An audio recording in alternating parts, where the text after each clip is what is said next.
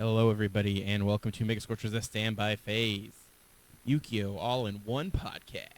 Today is Sunday, June 5th, 2016. This is episode 20 of Mega Scorchers The Standby Phase.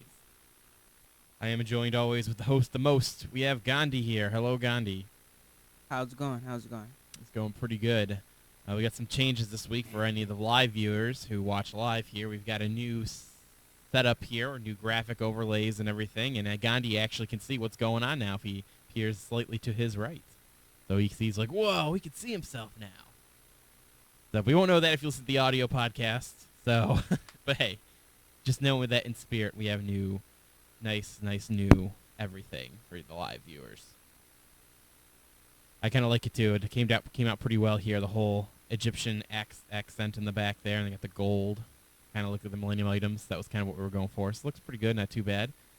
Yeah, but we only got a 3-camera slot version here. I might think about getting a 2-camera slot one for days like this, but we'll see. But we're going to talk about all the good Yugioh stuff this week, boys and girls. We have some news of the week for you, some state of the game talk, of course. We're going to finish up with the tech of the week, as always. No Judge's Corner this week. Chris wasn't able to make it out. But, keep sending in all your stuff for that Judge's Corner. We're trying to promote that segment a little bit more than usual, so hopefully we get some more submissions. It's always good, because we had a good one last week about that Shadow Vassal. Woo, man. I love that Shadow Vassal even more now. Nothing can respond. So nice. Because knowing that even counter traps can't do nothing, that's nice. That is so nice. But let's start this off like we always do. What decks we've been playing lately, any cool matches we played over the weekend. But I know we should start with you, Gandhi, because you actually went to an ARG event this weekend. I did. And he top 32, boys and girls. I'm so proud of him. Apparently, he doesn't think he did too well. I could have placed higher. I say my momentum built up after my first round. But the deck I was playing over the weekend was Domain Monarchs. I still think it's like relatively the best deck, even though nobody plays it. It's more like I was saying last week on our show in our breakdown. XYZ Monarchs is more favored, but I was playing Domain Monarchs. For this event, I tried it to tech in the Quantum build, and it worked out pretty well to how I wanted. I had a special tech in there to go with the Monarch or the Quantum build, but sadly, I didn't see any Demise decks for that tech, so it was just extra. But I'm glad I always had the option to do so. It came in, and when I was playing PK there, and I hit a bunch of the searchable break swords. Also hit a warning. Hey, there you go. The tech I was running in there is Mobius, the Mega Monarch, because you telly the blue layer, and that's your water tribute, and just use the field card to reduce it to level 6 and tribute for it. And since you tributed a blue guy, they can't really respond to your summon. Yeah, they can't chain. They're like, all right, I target these things. Mobius is getting rid of it. That is cool. But Yeah. I see. I only had like one tough matchup, if I had to say it. I would say my hardest one was playing against somebody I knew. He was playing Cosmos, and then just trashed me. Cosmos are still a powerful deck. Yeah. Your main strategy doesn't work, so you just gotta outright beat them the old school way.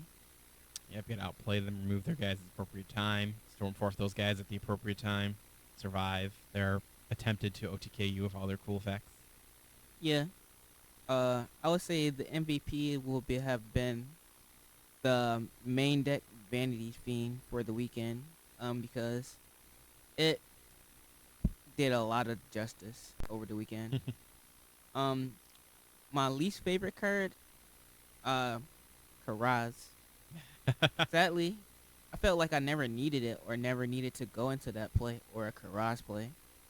It was just like extra.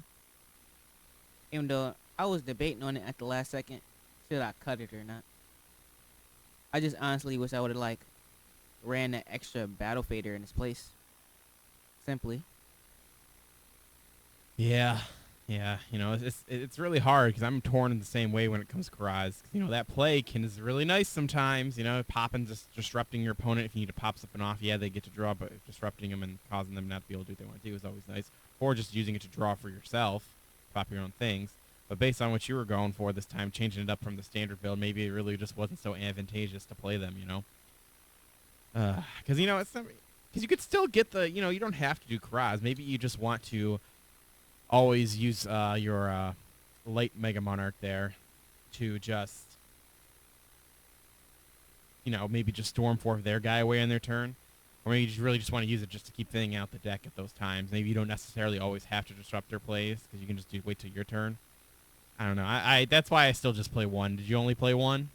Yeah. Yeah.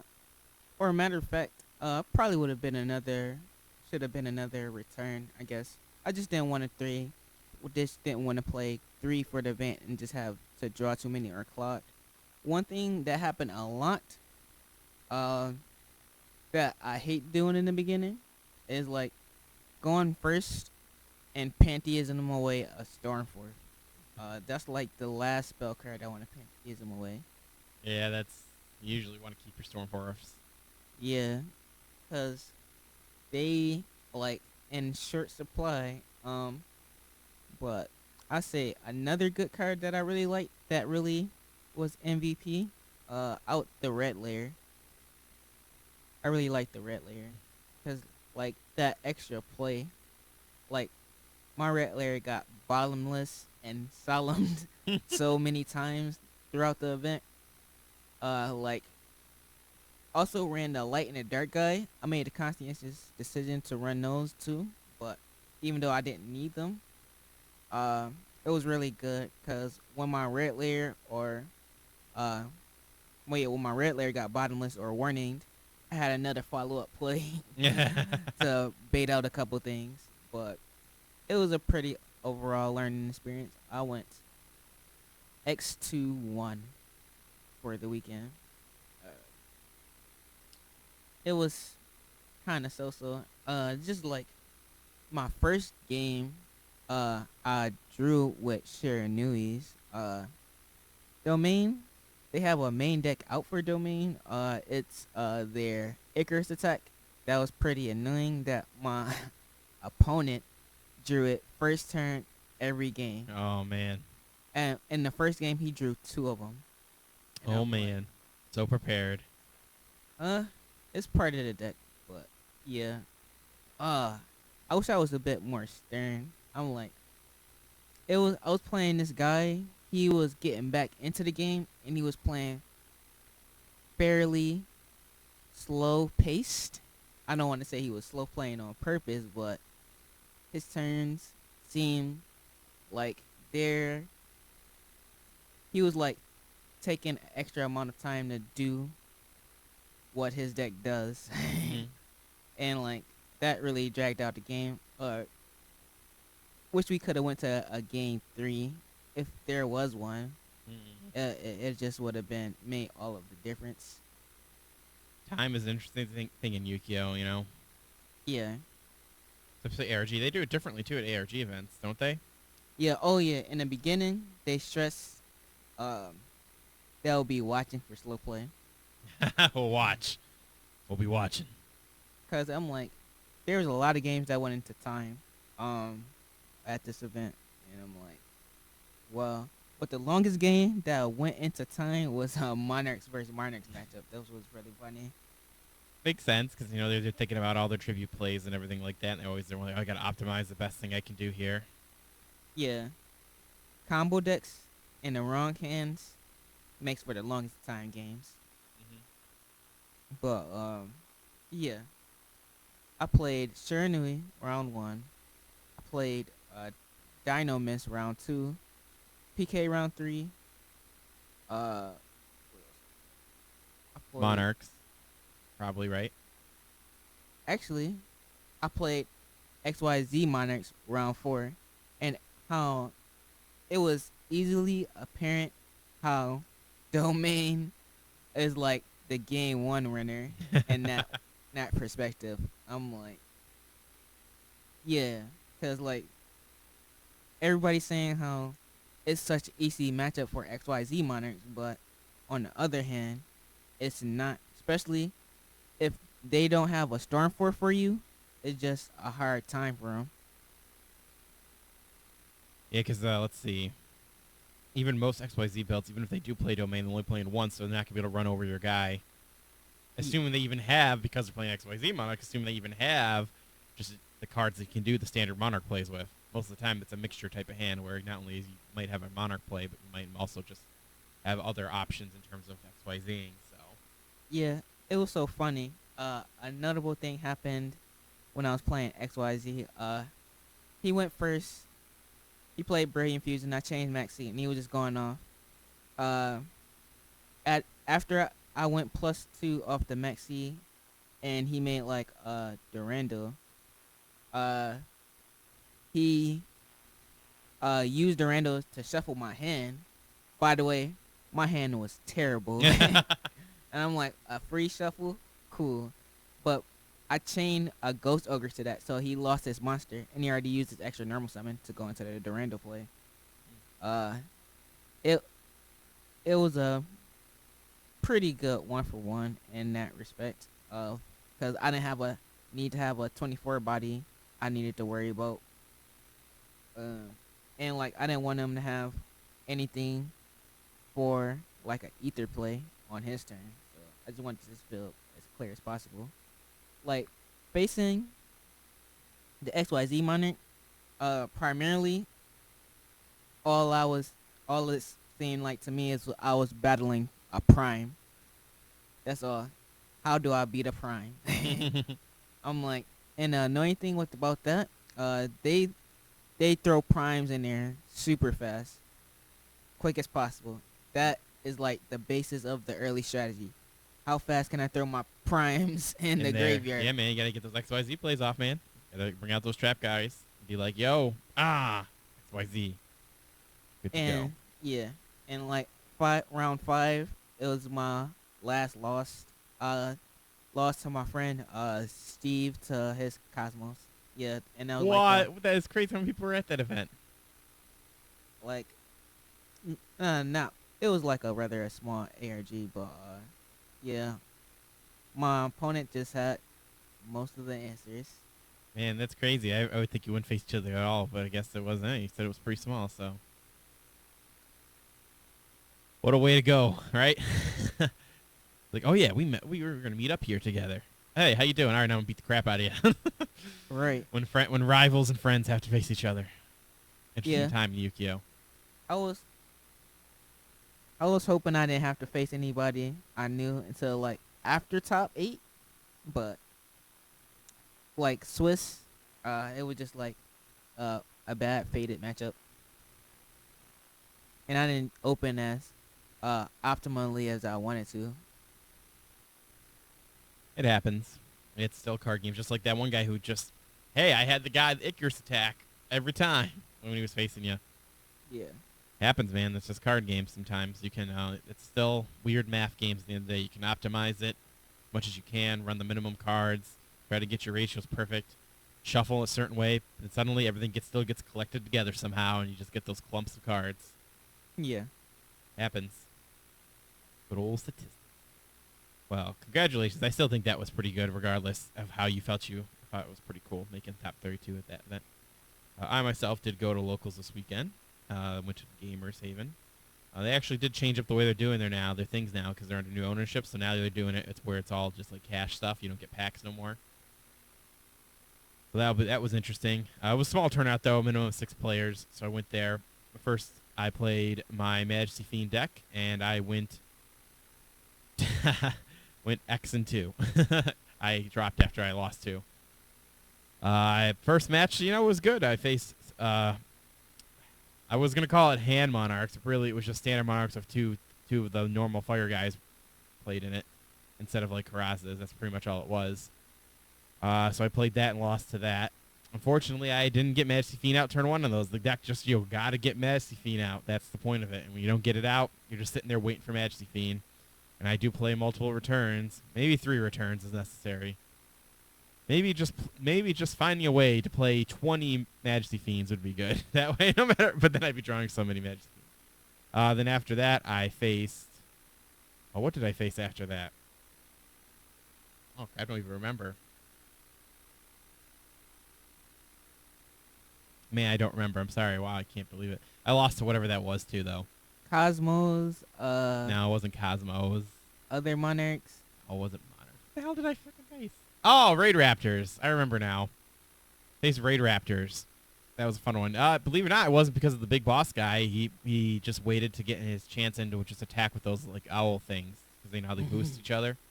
Yeah. He just did the standard. All right, I'm just gonna wait for the perfect opportunity when you don't have a battle fader to attack in. Because the first match I got Majesty Fiend out turn 1 and I won obviously because of that. Because if you have Domain of Majesty Fiend even without March, his one answer to Majesty Fiend he just didn't draw. And then after that, I didn't see Majesty Fiend, and I lost. This is how the deck works, honestly. If you don't see Majesty Fiend, you're just gonna lose. Caius can put in some work. My Gores and Tragodia hand traps, they can put in some work sometimes, but they can only give you so many turns if you don't draw into it.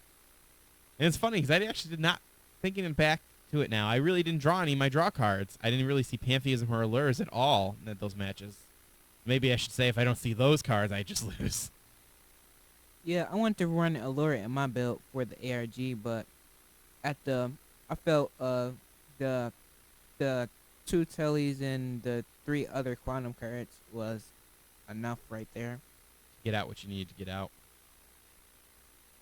So that's pretty much everything that I've been playing lately. I've been having fun with Majesty Fiend. I'm going to go back to main domain Monarchs again soon. I will be trying out. I didn't get a chance to try out that one deck we were looking at from that one XYZ Monarch deck. I didn't get a chance to try out that yet, but I wanted to try that out. We'll see. And I think I'm just going to stick with domain because, as much as I feel I think XYZ Monarchs will be the way to go once things start getting hit, which I think that might happen one day. We'll talk a little bit more about that and save the game. One day soon. Yeah. So he was running Majesty Fiend Narcs. So did you run an extra deck? No extra deck. All right. Might be worth doing it. That was a common theme at the ARG. Like 2 out of my 6 or 7 opponents said, "Do you have an extra deck?" I'm like, I thought that was like just like a DN thing, but they really calling it out, because that would be a good question for Chris. Do you really have to say in the beginning? I'm like, because that knowing that gives away what you're playing, and they'll try to strategize around it. No, you don't have to say. They in the middle of the match they should ask in case you are clearly not placing any unless you're trying to to my knowledge you don't have to tell them that. When you start playing the match and you don't present an extra deck on the slot, then it's assumed that you don't have an extra deck. The reason they should ask if you're one of those people I'm going to put my pile of tokens near it so that maybe I'll confuse people. That's when it's necessary to ask, in my opinion. Yeah, my counter strategy to that is not even putting my deck up. Rolling to see who go first. Let them choose. After, if they win, how they decide to go first or second. Mm-hmm. Then if they want to know, I'll tell them. Well, the way I've always done the events, if you the actual regional, not local events, the way I think that you should always go is that at the beginning of the match, after you're all done shuffling your deck and everything, go ahead and present everything on the table. And I actually think it is a common courtesy to say, all right, here are the things I'll be using today. This is what I use tokens. These are the dice I use. That way they know what I should be using, and I don't try to whip something out of my bag at the last second. Yeah, sometimes that's good to do. I'm not just saying that. I'm just saying of course my deck and stuff will be presented on the table just as such. Yeah. But I'll just leave it in a clump till we decide who's going first, because if they know you playing domain monarchs, they'll, even if they risk a bad hand, they will always try to go first to set up before you get your domain out. And that's kind of in a way, a disadvantage of the domain deck and an advantage to your opponent. And I'm just not feeling that too much. Hmm. Yeah, we're in a rough time. I think I'm trying to remember what the policy says. You do like, to my knowledge, the way it works is you go ahead and shuffle and everything first, and then you decide who goes first. If I remember. So I think at that point you would have to present everything on the table. At that point, I'd have to check the policy manual again. But that's my guess is that you go ahead, you shuffle, then you guys decide who goes first, and then once you decide who goes first, then you draw your cards. So I think at that point, yeah, you know what? I think it would. I think that's what the policy says, but I don't really know. I have to double check it again. Although I'd assume, I'll be honest with you though, unless it becomes an issue, the judges people don't really care. They just say go have at it and they walk away, right? They don't even care how you begin, as long as you figure out a way to decide who goes first. I think that's the only thing they really concern themselves with. But if it keeps becoming an issue, anything could become an issue. It's kind of like the whole token in my extra deck slot thing. Then you get people who play mats that don't have the squares, so then it's a little different. Well, then now what is this? So then what are you gonna? Then you get the people who be like, well, like I said, they'll have a pile near where the extra deck would go, but since it's not a labeled mat, they don't technically have to say, oh, that's my extra deck, or no, I don't have an extra deck. You know what I mean? Yeah. So it becomes those weird politics because everyone wants trying to get that little bit of an advantage. Yeah. Oh man, it's interesting. Yeah, so Raid Raptors I lost to, and then yeah, that was pretty much it. Then that's all. That was pretty much my Yugioh this weekend. So let's get into some news of the week. We actually have some little bit of news here. They announced the Yugioh Legendary Collection Deck 2 box set. Yay! It's going to be coming out apparently October 7th. This one you'll be getting a couple things. This is the one that we're actually going to be getting those Dark Magician Girl spell cards and those other Dark Magician spell cards along with the Eternal Soul trap card and everything. So that's one of the cards you'll be getting in one of the theme decks, and I think that's pretty cool. Have you seen these Magician cards here? So let's say, we all know what Eternal Soul does. That's a good trap card. But this Dark Burning Magic and Dark Burning Attack, it's pretty cool. Let me see what the Magic one. I think Magic's one. Oh, the Magic one's the Dark Magician Girl one. Yeah, I only paid attention to Eternal Soul because that is why the deck is going to be good. Yeah. But yeah. I wish, or that was the clincher. I didn't buy the first one because I thought, at first I thought that Eternal Soul was going to be in there. And I'm like, sweet, I can make a prototype for Dark Magicians early. Then I was like, what is this? What is this trap card? Dark Renewal. But Dark Renewal is still pretty good, but it's not Eternal Soul. Other things you'll be getting in here, you get the Winged Dragon of Ra is going to be in there apparently. You get Slifer, Obelisk, all the Exodia pieces. And even those Red Eyes, Black Flare Dragons, and Archfiend of Lightning. Which is interesting. Because obviously you'll be getting a Yuki theme deck, a Joey theme deck, and a Kaiba theme deck.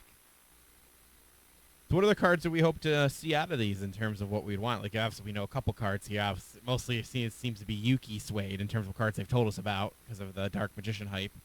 But what kind of stuff do you expect to get from Joey or Kaiba at this point that we really don't have? I want to get Joey's Battle Armor card that we never got. I actually don't know what you're talking about. What's that one? It's when he played that or faced that other dude who had like during the Waking the Dragon series. Oh, he had that's why I don't know. He had that like those armor cards that he can equip himself, and some out of nowhere, Joey had just the card to counter it, where he somehow became a monster and started battling. It was weird. Joey is the king of situational cards. Don't you know this? Right, the underdog. Yep. No, the reason I don't know that is actually, let's see, I started watching it with the whole knights and the dragons and the Eye of Timaeus and all that. Then that stopped. That's when I stopped right after. I think Joey got his Heraclinos card. I think that's the one he got. And I stopped. And then I jumped ahead to see the final fight, and that was it. So anything that happened between there, I don't know any of those cool cards. Yeah, it was like a cool moment where he was battling for my soul. And, like, I'm surprised he won that. Other things you'll be getting, you'll get 3 ultra rare token cards. Each one will depict one of the 3 legendary duelists of the original animated series with their signature monsters. So you'll probably have like Kaiba with, I assume, blue eyes, because I assume that's more the odd than Obelisk as a signature card. And Joey. And Yuki with their cool cards. I wonder what Yuki's will be. I assume Dark Magician. I assume we'll be get also. I assume we'll be getting the new Blue Eyes artwork in there. Or Yeah, you know, it probably would be. if not, if we gotta rehash one of the old artworks, I want the one where Blue Eyes is in front and the world is behind it. I think that's Oh, like yeah, the space one. a good one. I am still a fan of the standard Blue Eyes from the starter decks / tin. Not the packs, or not the world one, not the skyscraper. I've only ever liked the original one. I don't know why. It's not even the original one, because theoretically, that was only in the starter deck, and the pack one is the original one, technically. Yeah, I'm like I didn't even know that till much later. Like Yeah. this is the one Kaiba used on TV. How? Why are you telling me this not the original Blue Eyes? But I think that artwork was personified even more to be really a fan favorite. Because it was on a show and like Yeah. Kaiba's uses of it and like how savage he was when he ripped Yugi's grandpa's I Blue know, Eyes. man. Like you don't deserve this rip. Pretty crazy. I'm like, I don't know how ripping a card put you in the hospital, but Kaiba made it work. Yeah. In terms of the 3 decks, the way they'll be designed, according to this article here from the organization, the Yuki one's going to be more based on Exodia. Look at the Exodia pieces, and then, of course, you'll have the God card. So I assume it's going to be more... Yeah, it's probably not... Let's be honest. We think these are going to be playable decks. I don't think they're going to be playable decks. I think this is going to be like... They say decks will contain all 3 playable versions of the Egyptian God cards, available together in one piece for the first time, and also that you'll be able to play with these decks with. I think that's going to be a mishmash of cards that we're going to just want in terms of reprint value or nostalgic value. And that's kind of like the first legendary one with all the Yuki decks, you know? Yeah. You could debate that the Grandpa version really was, well, you might draw into that Exodia, but you're not really going to be playing that. Right. Let's see. Yeah, Blue Eyes will be his fan. Blue Eyes. You know, you think we're going to get the rest of the Blue Eyes? Like, no, we're going to get it. That's coming in the packs. Yeah. The other Blue Eye support will probably be in the movie packs. Yeah, that's where that's going to be. So, yeah, I think you're right. Your only fear you're really going to get from this is the altered art. Yeah. I wonder will there be any exclusive cards? What I'm pondering is I think most of the show cards that Kaiba played already got printed. I don't. With the exception of the movie, I don't think there's a card that Kaiba used in a series that we haven't got yet. Honestly, nothing comes to mind right now. Yeah. So when this comes out, we'll be paying $29.95 October 7th for it. It's just, you know, honestly, I think I'm going to have to get it just for the trap card. For one card, I'm going to get it for. I wonder if you get multiples. It'd be cool if they reprint Kaiba's Chaos Emperor Dragon in there. Oh, okay. Yeah, why not? Alrighty, that's one thing we got for news this week, boys and girls. Let's go straight into state of the game talk here. I have a couple things on the docket here. First one thing I've got here is some individual card talk. We got that new Karibo card that was shown in the OCG. I'm not even going to attempt to... Apparently, this is not even going to be the final name. I've just been calling it the Reborn Karibo or the Ritual Karibo. That's kind of what I've been calling it. It's a level 1 light fiend type monster. 300 attack, 200 defense. Karibo. You got it. You know, that's the stats we need. Got 2 effects here. At the first one here, we got at the end of either player's battle phase, you can discard this card, then target one monster that was destroyed by battle and sent to the graveyard this turn. You get to special summon that monster. Next one is when your opponent monsters declares an attack, you can banish this card from your graveyard, then target any number of Karibo monsters in the graveyard, special summon those monsters. So the big thing I like about this card is that second effect. You can spam out Karibo monsters for free. Reasonably for free. This gives more power to those old archetype cards like the Karibo explosion that like pops your Karibos and pops their cards on the field. I know it makes a more combolicious turn with that, and like you probably can do like a whole Karibo deck. I know I had a friend do a Chaos Karibo deck that was pretty cool. Yep. What's actually nice is excuse me. gonna sneeze. What's nice organization here, actually. Bless you. Thank you. What's nice organization actually put what you can target with this card right in the article, which is nice. So you can get clear. You can hit things you can hit with a second effect is clear Karibo, no crap. Spear Karibo. That might be an OCG thing. Yeah, this might be saying the OCG names. Junk Karibo, Ricolin Karibo. Oh, that's that Shonen Jump one. Yeah. The one where if you tribute, you can draw one card. The monster control would be destroyed with battle. Banish this card from the graveyard instead. Junk Karibo, Rainbow Karibo, Wing Karibo level 9. Apparently, you can't target Wing Karibo level 10. Free Bandit, Free Bon, Karibo Tune. Karibo Tune? Is that like the MST version of Karibo? Oh, that's that like rocket-shaped one.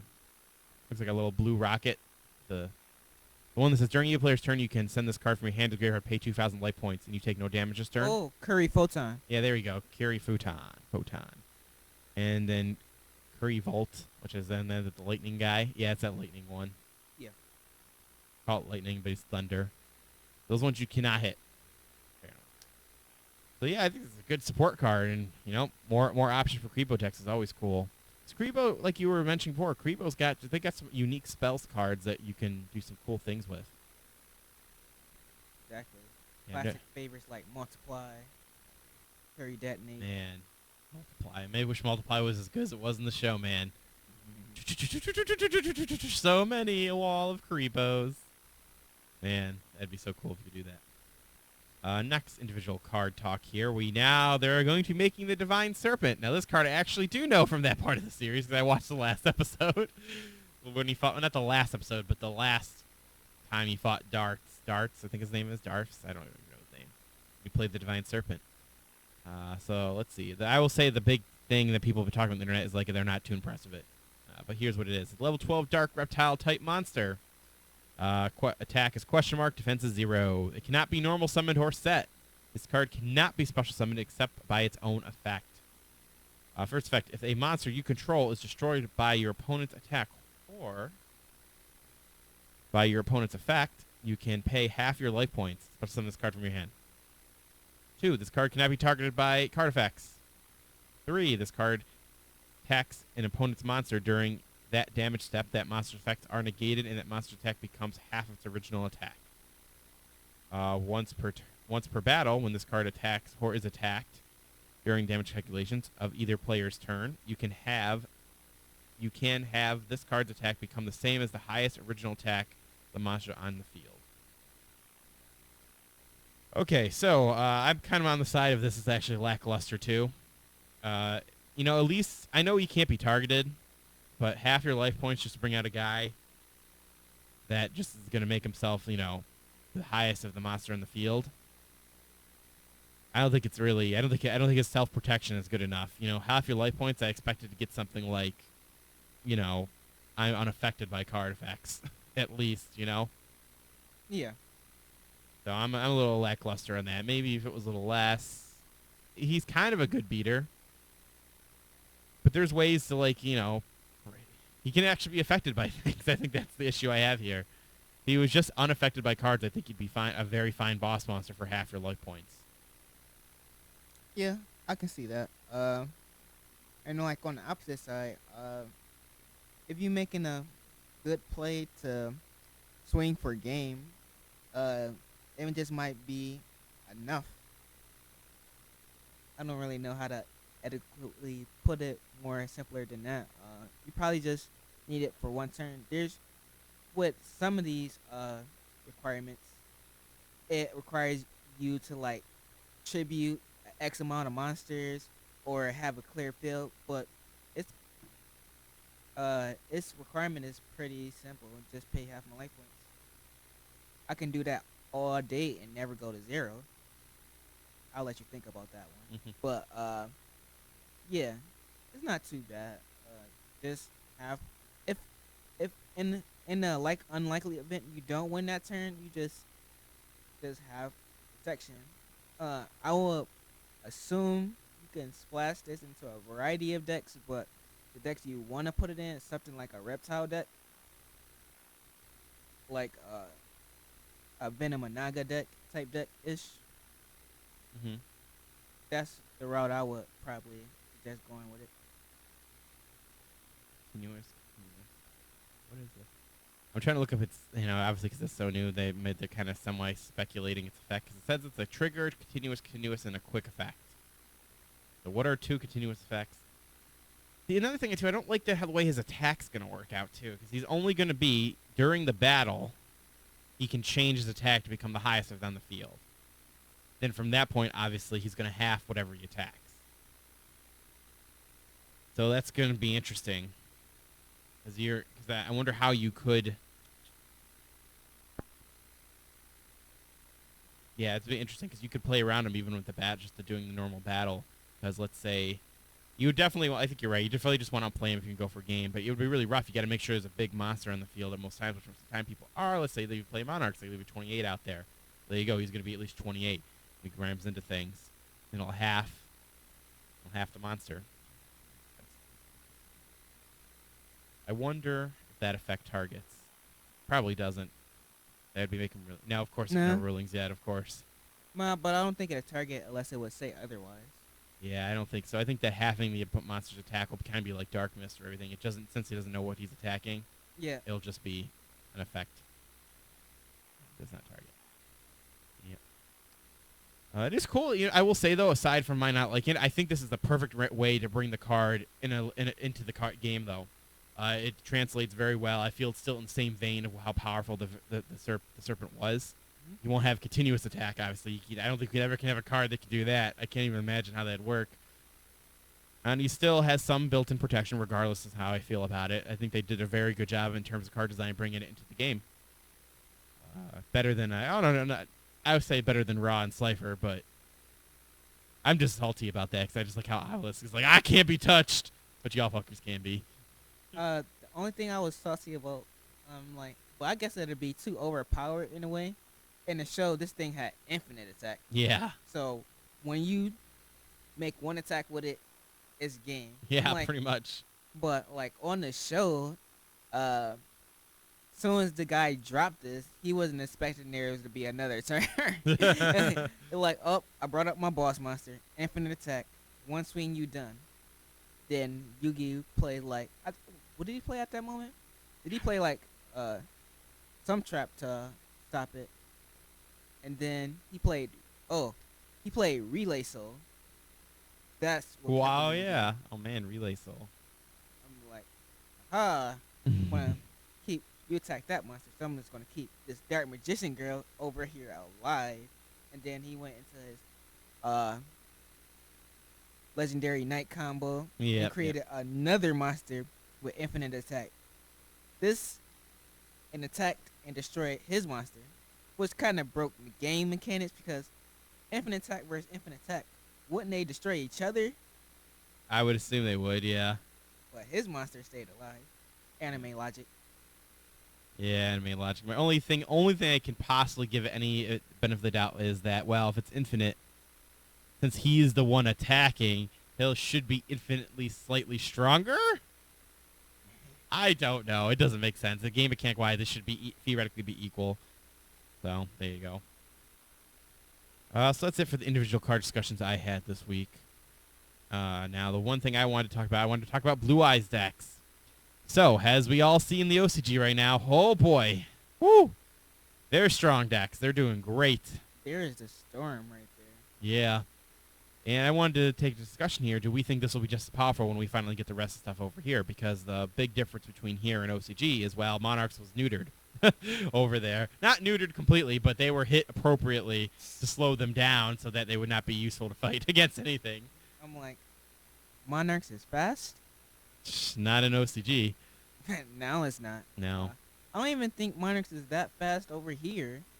I'm like, even with the 3 Pantheism, even though I think the only notable hit that's going to happen is that card is going to go to 1. But outside of that, you don't hit nothing else in the deck. Yeah. So that's one of the reasons why I think that it is very successful in OCG right now. Just Monarchs have been hit over there hard. So therefore, Blue Eyes can rise up. And, not that the Blue Eyes wouldn't do good if they weren't a full power Monarchs, but I think it helps out a lot. Cause people to want to play this deck even more en masse. So when it comes over here in TCG, unless I actually think that it will do good over here. Don't get me wrong, but I do think they will need to do what they always do. Got to hit the other stuff so that people want to play the newer stuff too. Yeah, but I think Blue Eyes is good right now. Nobody just took the time to make a good and consistent deck.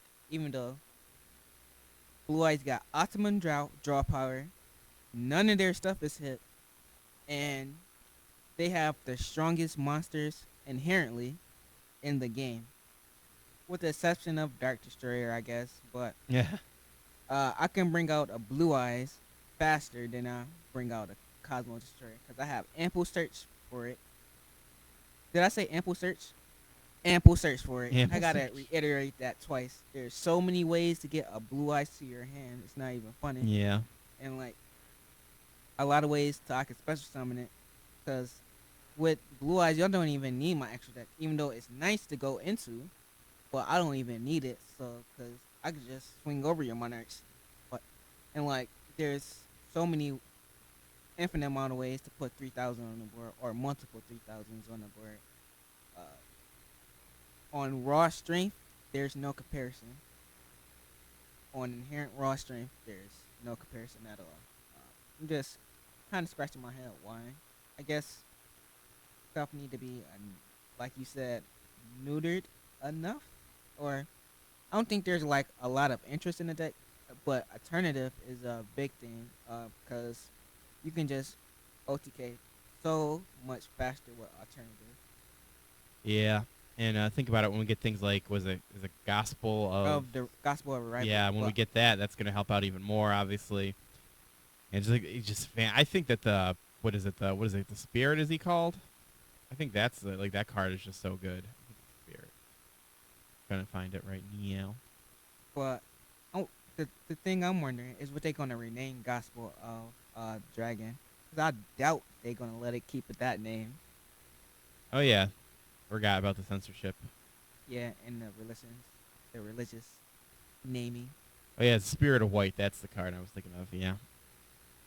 You say that you can search out anything they want anytime, but keep in mind they also can just bring things back from the graveyard as much as they want to, in my opinion.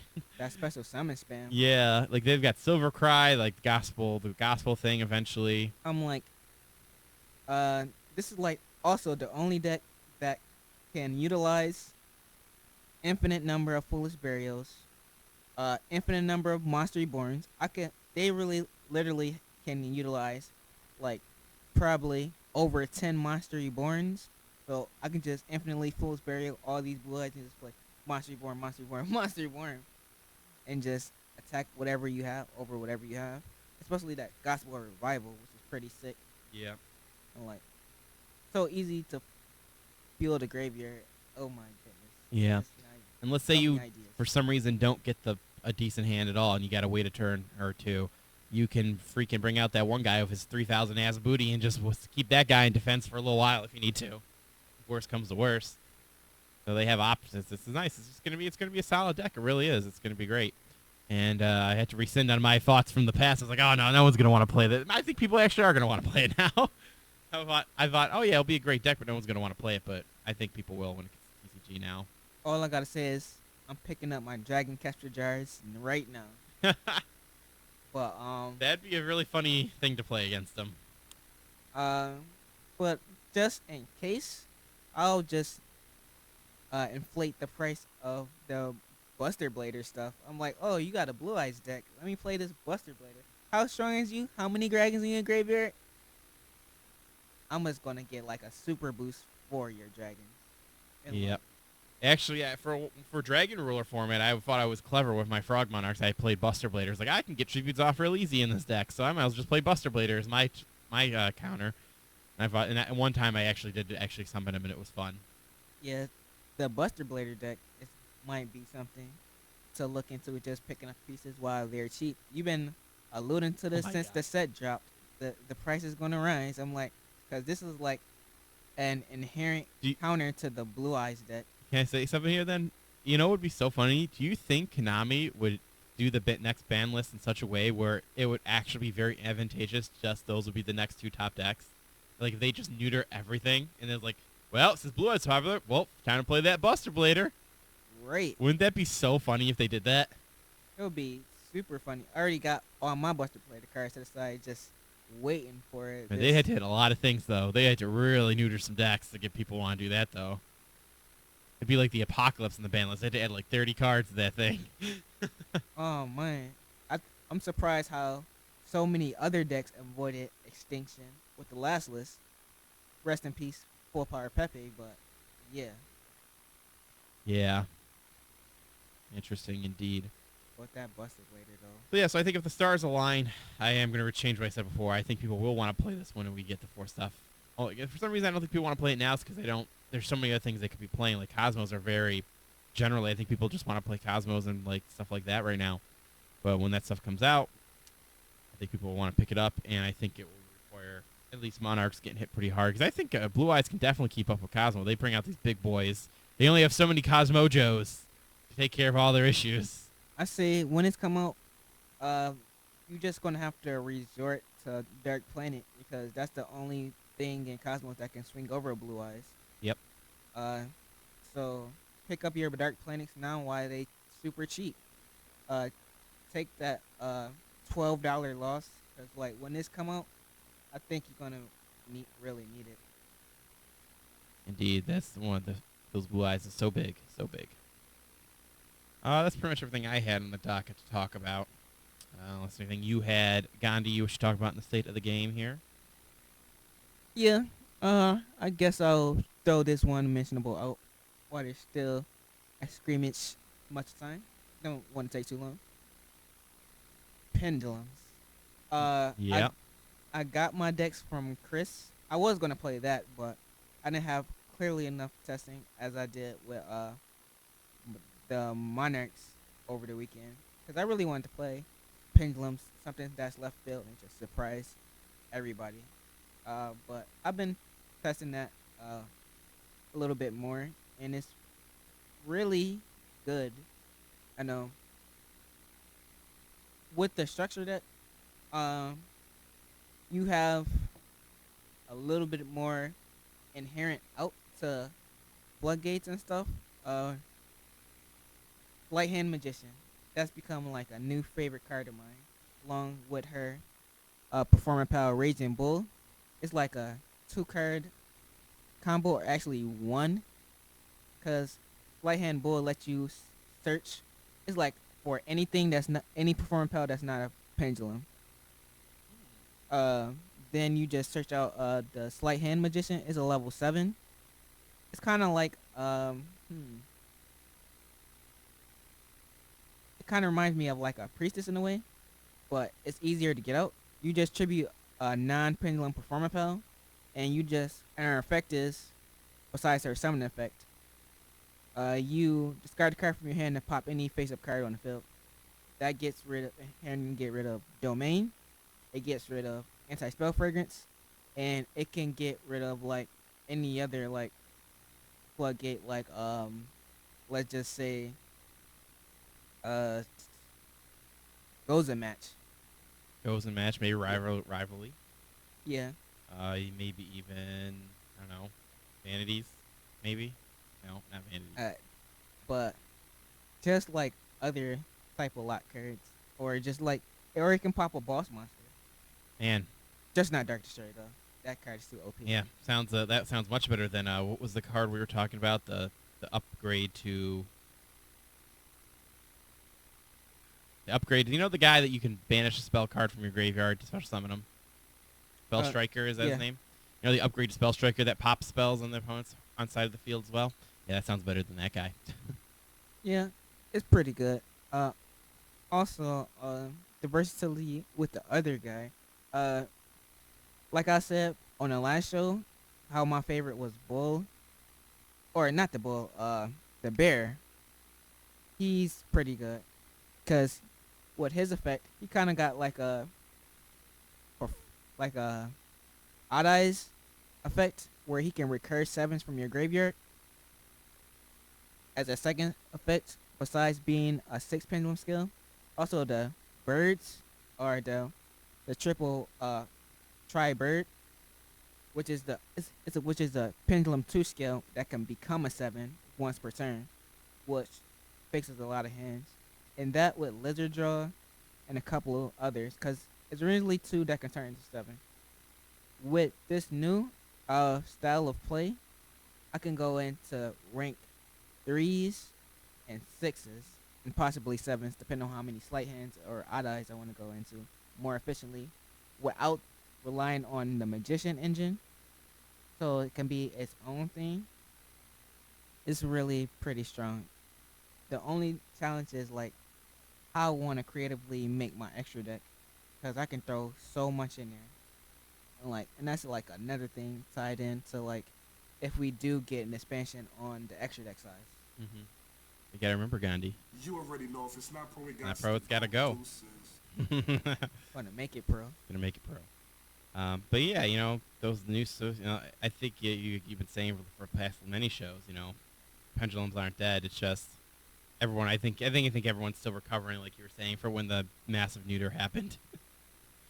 They're like, oh man, it was so easy to build this and play this, and now it's like, oh man, now we've got to change it up. No way, I'm done. Hate Yukigami. Yeah, and there's so many other things. There were just 2 things I wished I would have got reprinted in the structure deck, but didn't. One, Raigeki. That needs to reprint. Instead, they give me this Lightning Vortex, and I'm like, what's going to do with this? I'm playing like a half Pendulum, half a Performer Pal. But Gandhi, because they heard you, and they're going to ban it again next list, so there you go. Yeah, that's why they didn't reprint it. They better. Because so many games was run. Again, with Raigeki, it's disgusting. Mm-hmm. I'm like, the last one-sided card in the game, I believe. The 2 cards I wish they had in there, going back to the subject, is Performance Power Recasting, which is a super budget Ignite Reload that I can only play once per turn, but it shuffles all the perform or up to any amount of performance files in my hand with my deck, and I draw performance files on it. Interesting. And the other thing I wish I would have had more of, or could find more of, that's not in the structure deck, is Bubble Barrier. Basically, my performance pals don't take any I don't take any damage with battle involving performance pals. Continuous spell. And like what I've been noticing with this with the new group of cards, and like how some of the strategies been playing out, is I don't really need to go into my extra deck that much. I could just really push off the strain of my main deck, because there's so many that boost up other cards, and just spam to the field, because that's the generic mechanic of the pendulum summon. Like strong fields is not too tough for me, because having a sorcerer and scale and just continuously boosting up your performance pals, and like Silver Claw, I'm like, there you go. 2 Silver Claws and a sorcerer, that's plus 16 to all of your performance pals. There you go. Yeah. I think that deck wins. Somebody figures out the the code to manipulate the ratios with that deck, like figure out the Rosetta Stone on that. I think they'll have something viable for to be a real threat in the format. I'm still working it, but it's not complete. Haven't figured out the ratios to my liking yet. Still adjusting. Always tinkering. Yep, always tinkering. Pendulums will definitely, especially when we finally start getting things getting hit. I think the pendulums are going to rise up again, like they should be. Like they should be doing fine now. They pretty much what they got what they got to do. It's just I think it's just not popular. Yeah, but I think primarily it will come back to that. Yeah, just everything aligns perfectly for everyone just to play Cosmos right now. One, a lot of it's in the Gold series, which everyone probably bought up so much. A lot of the new cards are out too from the last set, and it allows people to change up their deck somewhat enough that they want to change it up to what they want to. If they want to run the land guy, if you don't want to run the land walker guy, all that stuff, figuring out the ratios there. Of course, you got all the people who still had it from forever ago, which have all the decked out originals, so they probably want to play it because of that. Yeah, And they're good, and nothing about them, and they're good, and they're a good deck, and nothing about them got hit. So it's just so advantageous right now to play Cosmo. It just seems like people just going to play that for as long as they can.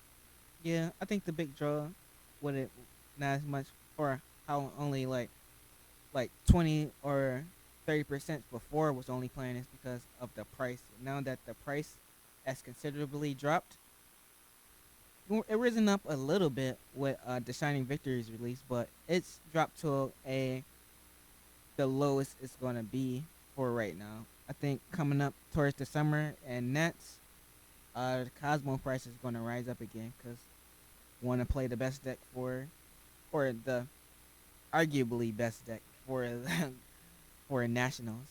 One of the best decks. Yep. Oh boy, Nationals. United Kingdom Nationals is still going on. Let me take a quick peek at that real quick. I wonder how that's going. Yeah, Get no sound here. Yeah, that was going on today and yesterday. The United Kingdom's Nationals. I wonder if it's still going. Loading. I Oh, got it a looks like it's prediction. done. I wonder what happened. I'm gonna assume XYZ Monarchs because I think XYZ Monarchs won another nationals like a week or two Saw a ago. lot of Monarchs when I was watching the streams earlier. Yeah, it's like it's going just right or going back. That is like one of the most popular decks right now, and it's been winning a lot of tournaments on every single level.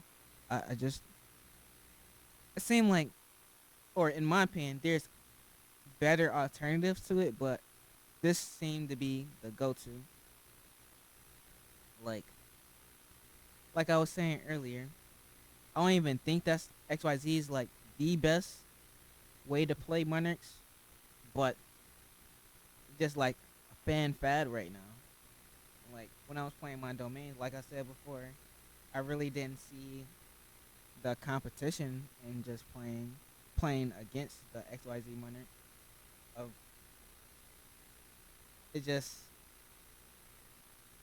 right now, if I continue forward to play Monarch, there's not really like a lot I would like side against. Like my side deck was like 10 preliminary cards that had to be in side gate, and the rest of my five was just flex space, just cause I know.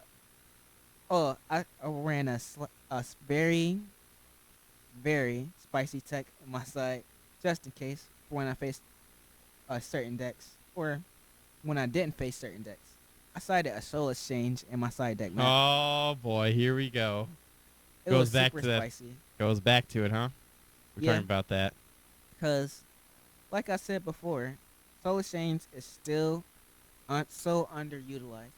I honestly think XYZ Monarchs should be using soul exchange versus the Stormforth, and especially when going first, because one, you can play multiple Soul Exchange a turn.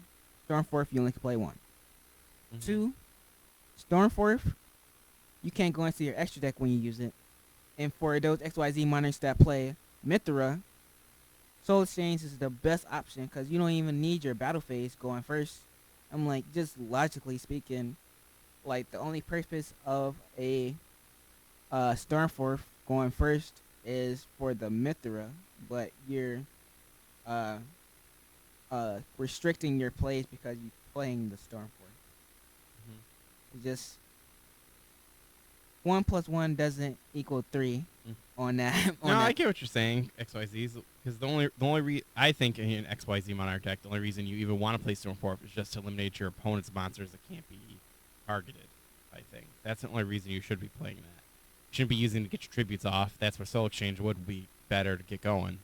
Yeah, I think inherently it's just for two reasons why they still run it. And if it must be still ran, I would say one or two of it. No need to max out on three of this. It can be like another Monarch card that can help push your deck forward. It should be either for possibly the mirror match, but you really don't need it in the mirror match, but it's nice to have. But Soul Exchange does the same thing since no cards in the mirror match is untargetable. The other one would be facing Cosmos to get over their big ships. Otherwise, I don't really see playing too much over one, if anything. It just And it's nice to attack. That's about it too. yeah, but it's like I see like playing my opponent playing XYZ. He had a choice to play the Stormforth just to extend or just to dump some cards or make a field. I'm like, it was funny too. Like round, I 2-0'd my XYZ Monarch opponent. But he had the perfect. He made me go first. I don't know why. I'm like, how I reinvented Monarchs. It doesn't matter whether I go first or second. I'm still making the most efficient play the Monarchs can do out of like nearly any hand. I just need either a return or a domain. Only need one of those two. Get to one of those two, and it just pretty. The ball is really much more rolling. But going back to what I was saying, do open off Brilliant Fusion and Return. Those two move you to unlimited plays. He made me go first. My hand was the cards I started in: Chaos Trap Hole, Chaos Trap Hole, and a Pantheism. It was so funny. I think he like +3'd on his turn, but I Chaos Trap Hold the Durando he made, and then he had alternative play for like the red layer, blue layers, because he had to teleport too. And I'm like, man, this guy got everything. And then he set some cards, then he attributed for the cross, and I Chaos Trap Hold that, and pretty much it was so funny. He ended his turn after that. He had 2 cards on the field and 5 in hand, and he ended his turn. And I'm like, yep, this is why I don't play XYZ Monarchs. But it was just bluffs. I think he got a chance to pop my Pantheism that was left. I don't know why he popped it. I'm like, I guess he was just considering if the first 2 were real, let me take out the last one. And I'm like, okay. And from there, everything went downhill from that. My goodness, that's no wonder you 2-0'd him. Can we? I have a side note really quick though. Chaos Trap Hole is like should be an honorable mention for like, oh my god, that card's putting a lot of work right now in this format. Like everything is like light and dark. Yeah, the Like, best monsters. everything. It's like, man, it's like having more warnings in your deck without paying 2,000 life points. So it's always good. Definitely. All right then, so let's move on from the state of the game. Let's do the tech of the week. I have a tech of the week this week, although I think Chaos Trap Hole should be an honorable mention. This is actually because you're the one who brought this up before, so I thought it'd be interesting to talk about it this week. We have Cashback. Yes. It is a card that came out a little while ago. It is a counter trap card that says when your opponent activates a spell or trap card or monster effect by paying their life points, negate the activation. If you do, return it to the deck. So obviously this is for against Cosmos, who are paying up the wazoo for everything, and this really fucks them up because it goes to the deck and doesn't even destroy them or anything. It negates them, throws them back in the deck, and it's counter trap spell speed 3, so they can't Cosmojo their problems away. Right. Amazing. So Ghondi brought this up a little while ago, so I thought I would make it the tech of the week this week. Honestly, I hate to say it, I don't really know what other decks you use it against, but mainly right now this is really just for Cosmos. I can chime in on that a little bit just to expand on it more. As you already know, it hurts anything that pays life points. The whole Cosmo deck, and also it hits counter traps. Anything that playing Solemn Warning, or Solemn Notices, which is basically can be thrown in anything like you send you Domains playing it, or any Domains playing deck is playing all of the Solemns. Pendulum Ariande builds playing the Solemn trio or quadruple. But Yeah, that's true. The general paying for life points. Also, uh, see instant fusion. Oh, Bam. yeah. There you go. Anything that's running instant fusion, like Mermails is running triple instant fusion still. Uh, rank 4 spam decks that rely on Northern. Yeah, I would debate that Mermails is a valid thing because if they're playing its fusion, they need to play the instant fusion. It's not just like a plus more type of deal. Yeah, it very much sets off their plays, especially with the Dragoons. Mm-hmm. And that's another thing. I picked up the pieces or some more pieces to do Mermails. The Tatsunoko was interesting to pick up. Oh man, they had so much there at the ARG to pick up. Oh yeah, I bet they did. All the product to buy too. Yeah, they even had a lot of white swords. I didn't expect to see that there. But they was kind of a little bit priced on some of their singles. But hey, at any event where you buying from a vendor, they have to make their monies. Yep. But yeah, that's what I see. I'm like, man, if I had more, I would have bought and traded more. But I did pick up a few interesting things for me besides the Mermails. I picked up a Utopia the Lightning over the weekend, Matt. Oh, you finally got one.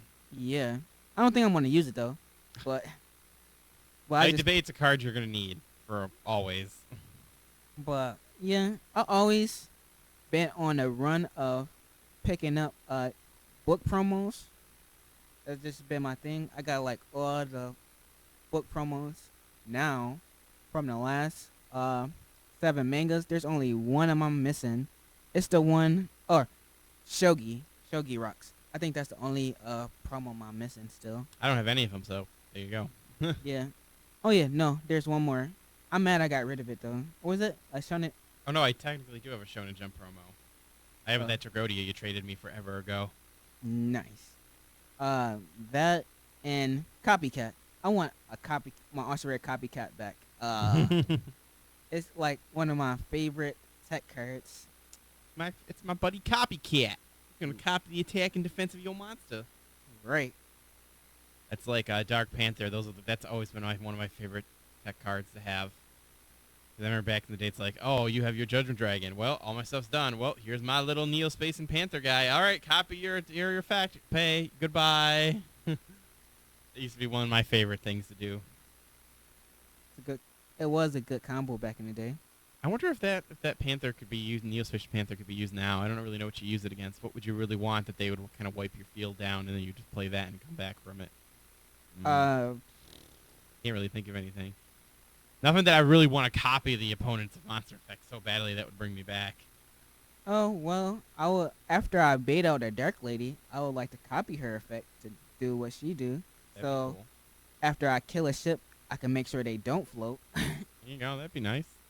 There's a bunch of stuff. Copy some boss monsters. Like it'll be cool. Like it's like some of the best boss monsters to cop out. You gotta bait their effects. Like I would like to copy an Infinity, but I have Mhm. to bait it out first, so I Yeah. can just. Oh, that's a good question. I might leave for Chris. If I copied an Infinity effect with Dark Panther, will I be able to exert it and put it as an underlay material?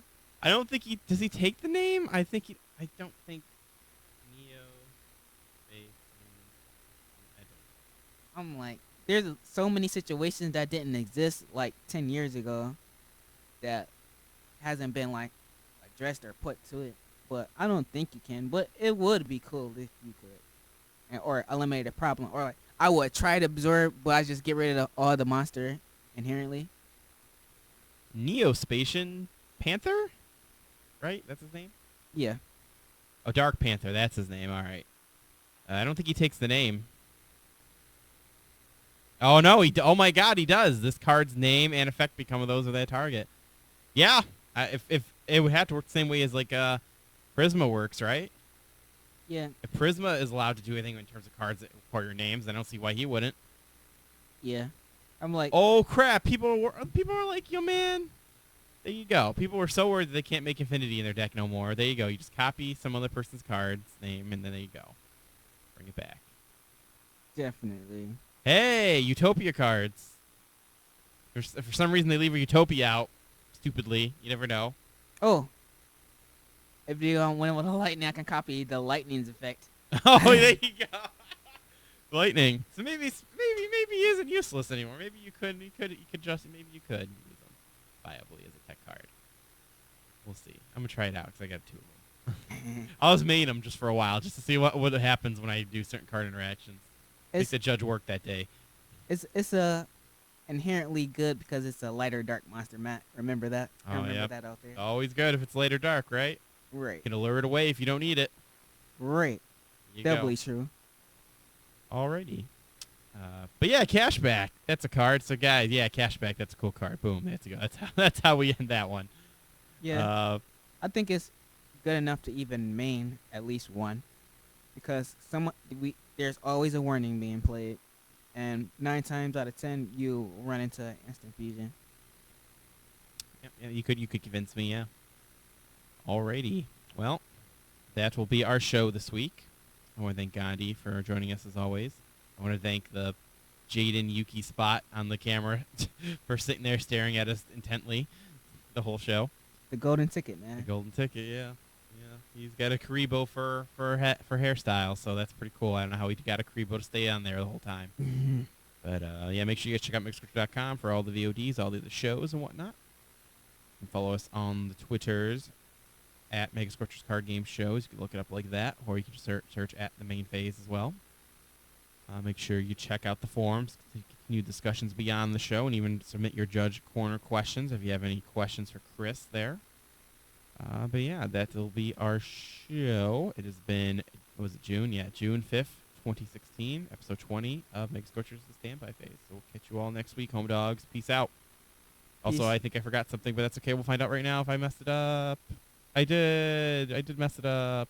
So I'm going to fix it because I can do that right now. Because I noticed it right now. I don't have the new outro in there. So for all you people who are watching live and even listening, you're going to be like, whoa, what's going on here? Why is he still just rambling? Why is he just rambling about things? Because he's just trying to add the new outro and that he forgot to add it earlier. Oh, man. Well, I can't even find it. Oh, there it is. But I like our logo because it looks like it's snowing. Yeah, it's supposed to be like a fire effect in an Egyptian tomb type thing. Supposed to be kind of like that. That or fireflies. Or fireflies, sure, why not? Either way works. I can dig that. All right, now that the correct outro is on there, we'll see you all next week, home dogs. Bye.